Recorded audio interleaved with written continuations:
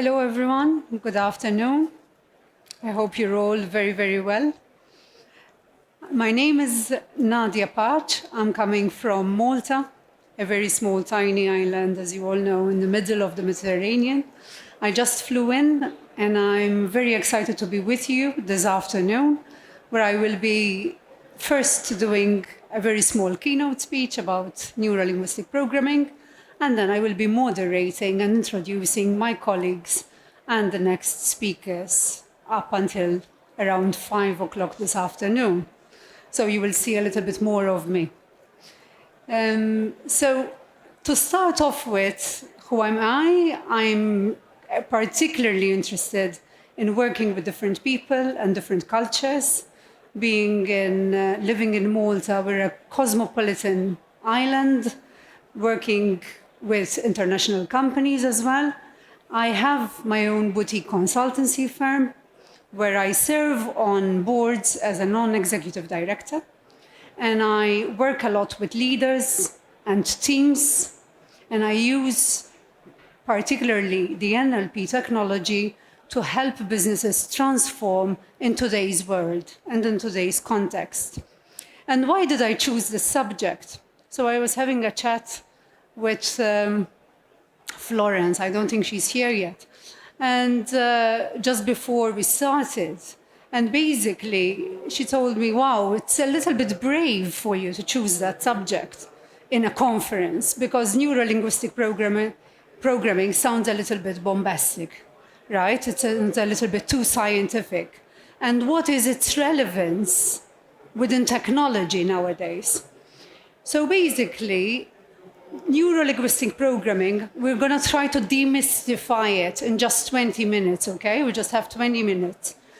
So it refers to the messages we receive through our brain, through different senses, the sight, the sound, the smell, the touch.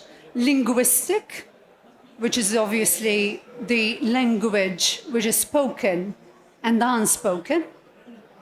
And the programming is we have all chosen to operate in a particular way and in a particular manner, which influences the way, obviously, we lead companies and manage teams all together.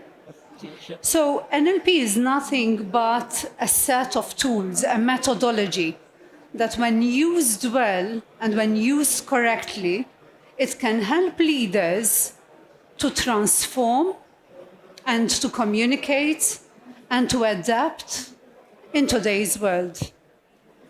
So obviously, for me to be able to assist my clients, I had to be a student myself. To be able to be a master prac, I had to go through the process myself. And NLP simply transforms the mindset. It allows for more of a growth mindset to be able to. We will listen a lot about technology, right? About all the data which we receive. And decisions are taken really, really fast. How do we make use of the technology as leaders? But yet again, we need to continue growing as human beings because that interaction is critical. So to move on slightly, these are some stats how NLP actually was beneficial in today's business context, both in terms of communication, in sales, in leadership development, in coaching, for instance. And the key principles of NLP are primarily three. It models the success and the behavior of leaders going forward. It changes the perspective, so it allows leaders to be able to adapt and to pivot in today's changing environment, which is so critical. Again, my colleagues, the other speakers, will speak a lot about how technology is affecting today's world and today's companies, and how are leaders dealing with that? How are the leaders adapting to that? I remember my days as a CEO when I was running a company a few days ago. And that is really a lonely position. Leadership, being at the top, being a founder, is very, very lonely. And you need to find the tools which you have available to be able to overcome the challenges, not only presented by your team, but also presented by your environment. Technology is one of them, but there are many others. Nowadays, we speak about ESG. We speak about all the different challenges in international trade. So challenges for leaders are incessant, are never-ending, and we need to have the right tools as leaders to be able to strive, but mostly to pivot quickly in a timely manner. Practical applications of the NLP in leadership. So, as we mentioned, it's a very good communication tool. It allows people and leaders to reach out to their team members. The stickability of the teams. You need to build rapport. One thing which I find in my consultancy is that apart from plans, organizations need to make that shift to execute and to implement. Plans are as good as their implementation. So whilst we are implementing, that implementation requires interface with different team members. Your team members might be coming from different cultures, might be having different languages, might be having different way and business ethic on how to deal with their own operation. So as leaders, you need to navigate all these challenges to be able to obviously achieve the success of the implementation.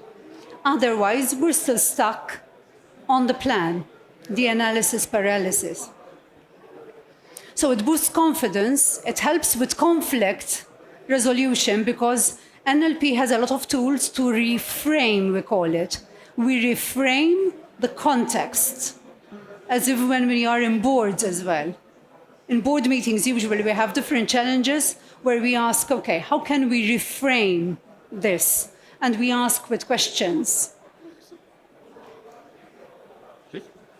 Learning, this is just one abbreviation which I love, which is basically learning is about looking at things differently. This is what we decide to do on a daily basis, right? These are the people who are the leaders that are going to thrive going forward. If we decide that as a mindset, as a mantra, we take things and we look at things slightly different every day. Otherwise, we're going to be stuck in the same situation. Boosting stickability. We need to be able to adapt, as we mentioned before. The team culture, fostering the cross-culture adaptability. We need to be able to focus on long-term goals. Sometimes I'm sitting in conversations and looking at business goals. We need to improve efficiency. Okay, and the next question would be, what does that mean? We need to improve efficiency. How? By when? How are we going to get there? What is the number that we're looking at? Okay, so NLP again helps you to be able to be more specific and timely with your goal setting. The stickability combines persistence, adaptability, and focus. This is the key to thriving in a changing business world. Finally, some key takeaways. So these are a few questions which you can all ask yourself if you are leaders, leading companies, managing teams across different cultures. How do you apply stickability in your leadership? Do you have your team? Do you think that, are you communicating clearly in a way that your team is sticking together? Is it clear what we are aiming and what we are trying to achieve as leaders? What does success look like? I ask a lot of this question when I'm in board meetings. at the end of December this year, we're just starting. What does success look like? How do we implement? How are we going to implement and overcome all the challenges which we're facing with technology in a timely manner? How are we going to do it? How are we going to measure progress in practice? So a few words, a few questions, but it's good to check in consistently. Where have you shown resilience and how can NLP help you? Since NLP is a tool where you reframe consistently, it can build your resilience as a leader within organizations. How can NLP improve your focus on long-term goals? Again, we mentioned this because it needs to be specific. Thus, it helps you with your long-term setting. How could NLP have helped you overcome past challenges? You use the methodology and the NLP methodology to reframe what you used to know in the past.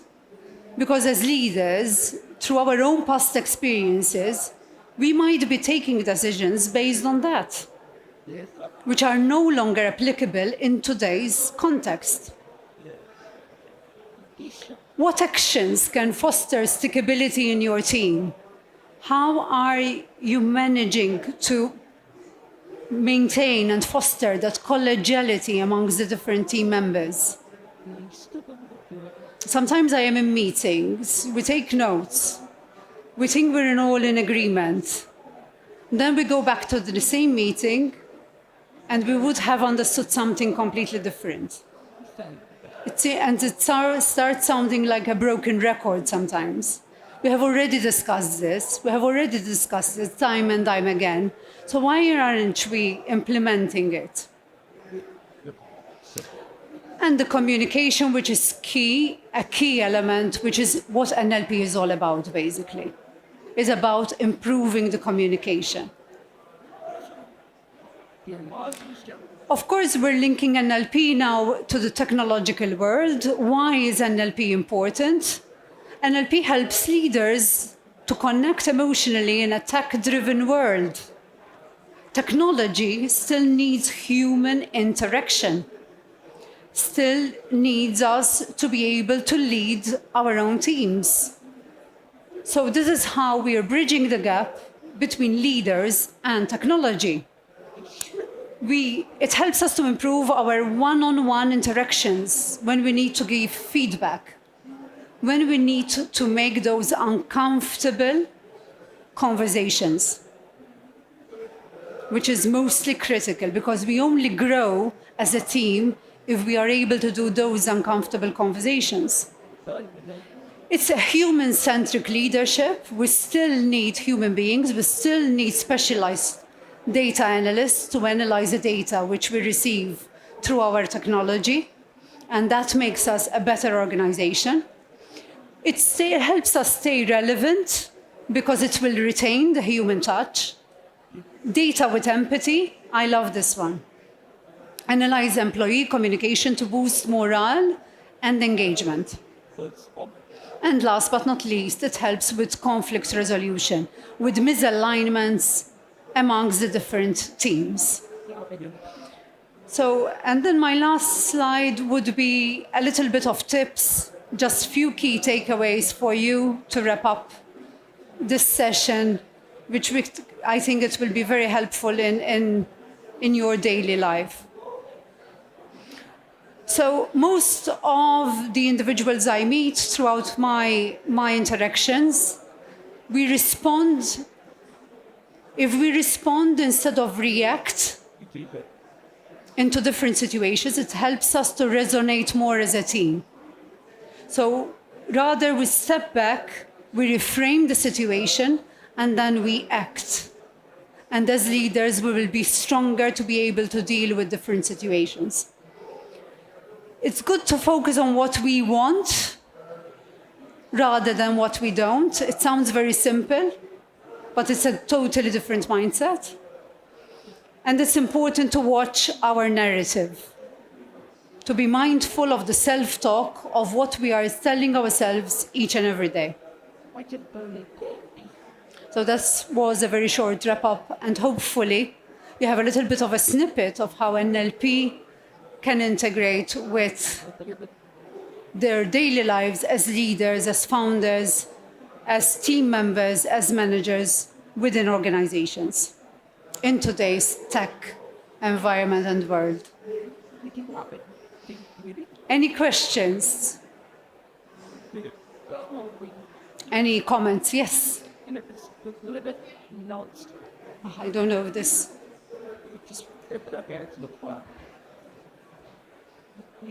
help us folks.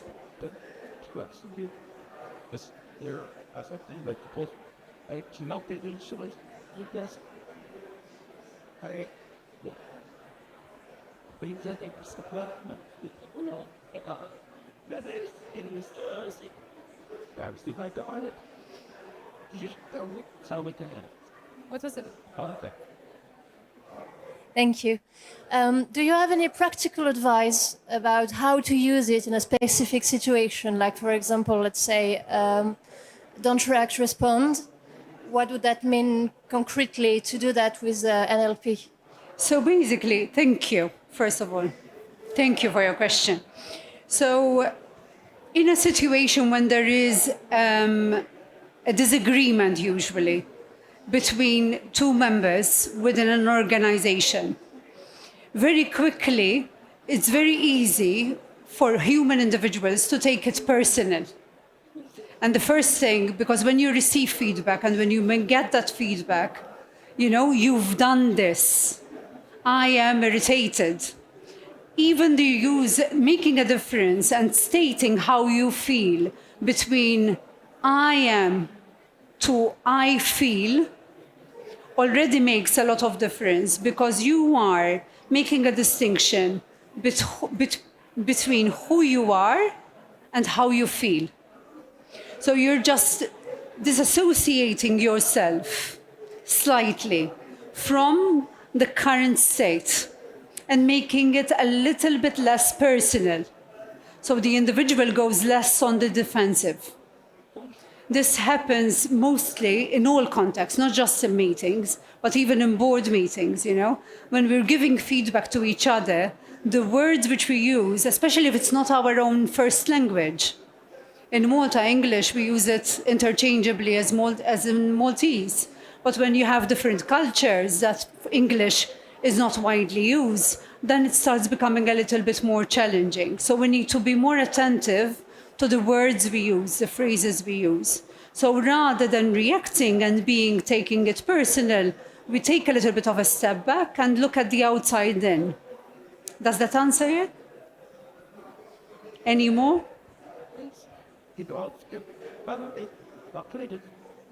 Okay. Thank you very much. Thank you. Thank you.